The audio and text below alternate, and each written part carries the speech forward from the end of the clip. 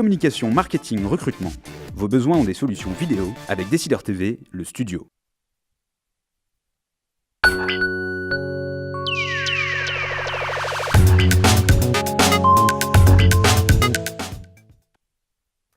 Bonjour à tous, une séance assez calme aujourd'hui sur les bourses américaines, asiatiques ou encore européennes. On voit ça tout de suite avec Thomas Monsaingeon de la salle des marchés de Bourse Direct. Bonjour Thomas.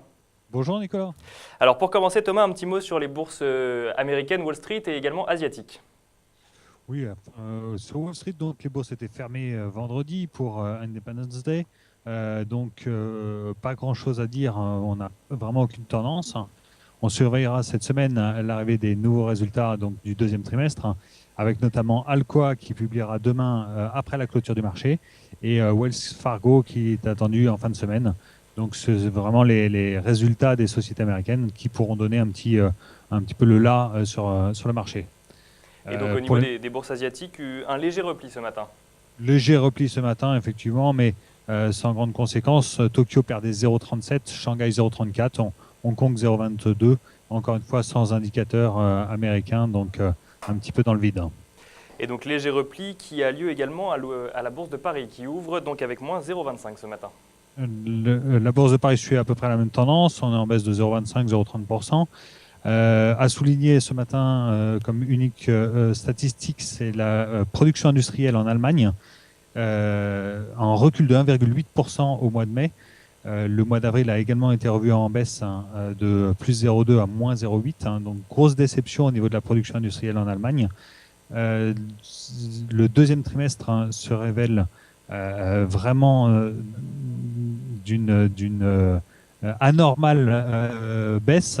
Et en revanche, on attend une croissance et un rebond au troisième trimestre, ce qui permet de confirmer les prévisions annuelles.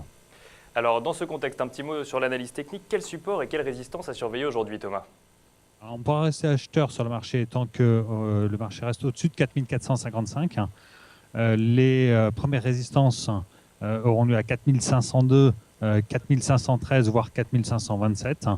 Pour ce qui est des supports, on surveillera donc 4431.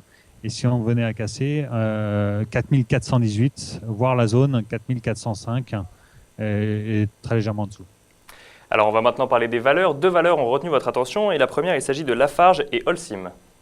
Lafarge et Holcim, donc, qui sont engagés dans un processus de fusion.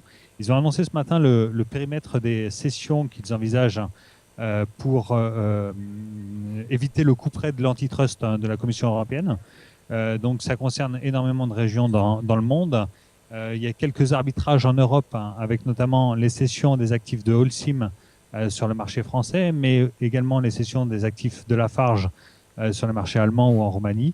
Cela ne devrait pas s'accompagner de suppression de postes, d'après les dires de la direction.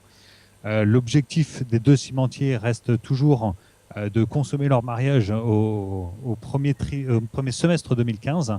Mais ils souhaitent notifier en fait l'ensemble de ces sessions pour finaliser un petit peu plus le projet et le présenter à la Commission européenne dès cet été. Donc ça commence à prendre forme, ça fait partie des étapes en vue de la fusion.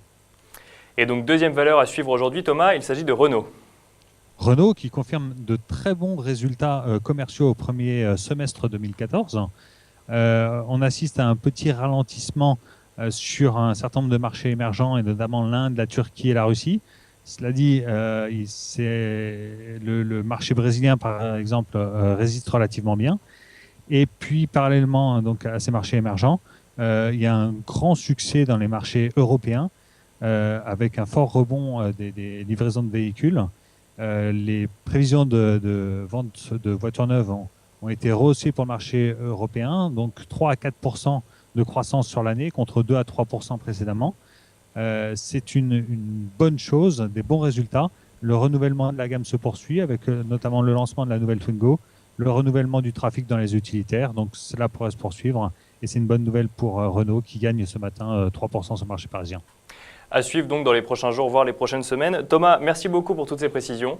Quant à vous, je vous retrouve demain pour un nouveau duplex. En attendant, très bonne séance à tous.